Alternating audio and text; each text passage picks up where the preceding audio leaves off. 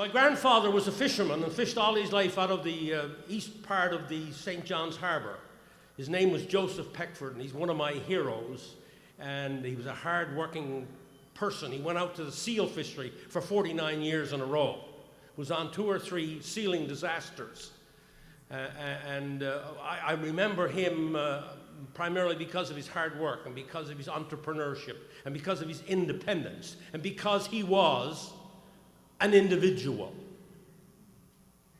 Because he figured he had individual rights back in another age, in another time.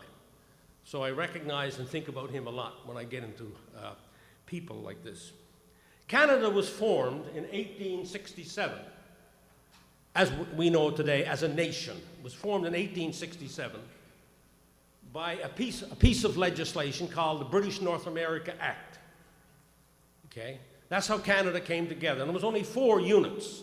It was Upper Canada, which was Ontario, Lower Canada, which was Quebec, New Brunswick, and Nova Scotia. They were the only 4 units that came together which formed Canada in 1867. We now have 10 provinces and 3 territories. So it enlarged after 1867. And in that, it defined Canada and that it was a federation, not a unitary state like England or France. There was a federal government, and then there were 4 then at the time provinces. And they divided the powers up between the federal government and the provinces. Very important for you to remember this as we go down this little memory lane for a few minutes, okay? So it's a federation or a confederation, like the United States, like Germany, like Australia, even like Switzerland, and that's perhaps the most decentralized federation in the whole world. The cantons in Switzerland still have perhaps more powers than the provinces of Canada had. So a very different kind of confederation, and more loose than this one. As a matter of fact, I always tell the story about when we were negotiating as it relates to the Constitution with Mr. Trudeau and the other 9 premiers. One of the things he used to hate about me was the fact that he would say, what you guys are talking about, you're going to balkanize the country. And some of you older folks, if you remember that time, he said that on TV quite a bit at the time, balkanize, and that was supposed to be a really dirty word. All it meant was that we were going to share powers, and that we already are sharing powers under the Constitution before he was born. And so when he would say, we're going to balkanize the country, in other words, the provinces are going to assert the power they already had, I would speak up and say, well, how about Switzerland, sir? And he would go bonkers. Because Switzerland was a very successful country, and yet they had very decentralized powers. So if Switzerland can do it, why couldn't Canada? So he didn't like that very much. Anyway, the one thing missing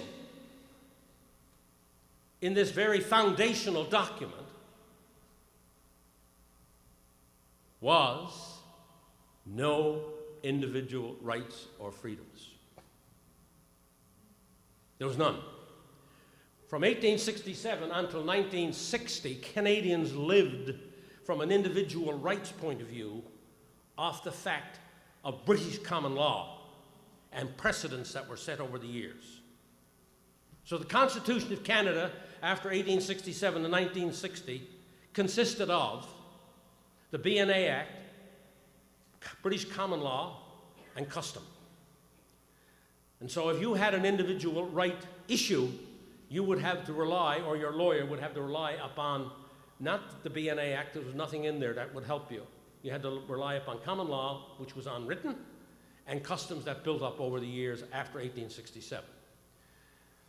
After the Second World War, there was some movement by some people in the country, in Canada, to try to change that and to put more things down so that when you go to court, you had a better chance of winning your individual right litigation. You had a better chance because it was written, as opposed to depending upon various precedents in common law that could waver over time in the various cases that came before them. And every case is not the same.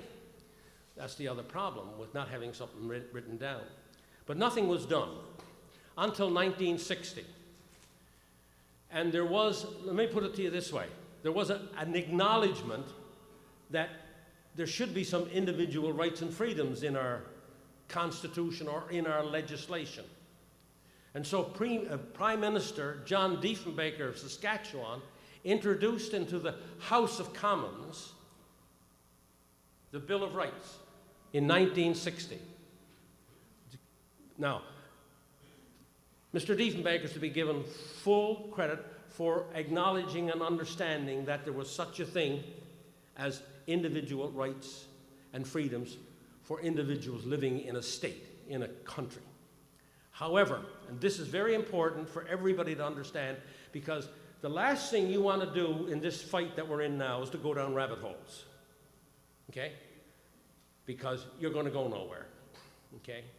So it's very important. So when people talk to me and say to me, but we got the Bill of Rights, I want to remind you, this was just an act of Parliament. Remember the separation of powers a few minutes ago?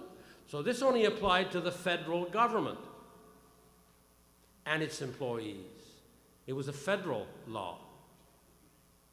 But it did acknowledge rights and freedoms for the individual. That's what's really important about it. And it's still there on the books now.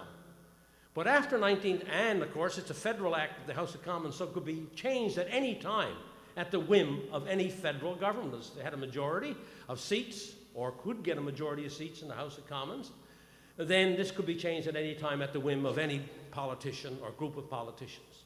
So it had no real permanence to it, did it? As we know, governments, especially today in the last decade or two, changing laws at their whim, as they are right now, causing the problems that we have in our country, because that's what's happened. They're changing and using laws, not going back to Parliament, adding more regulation to a given statute rather than go back to Parliament and face the people's house. And that's one of our problems.